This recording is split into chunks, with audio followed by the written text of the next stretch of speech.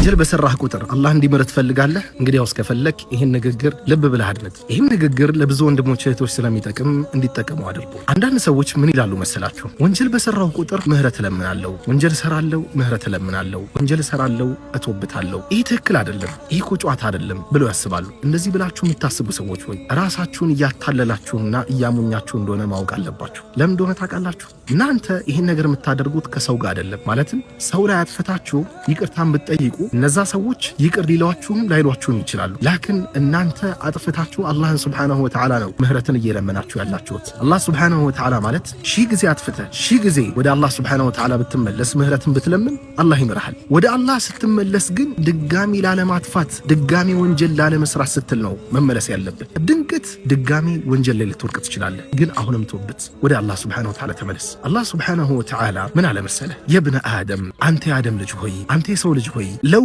በለገት ዙኑቡከ ዐናነ ሰማእ ወንጀልህ ሰማይ ጫፍ ቢደርስ ثم استغفرتኒ ከዛም ምህረትን ብትለምነኝ ገፈርቱ ለክ እምርሃለሁ አለ።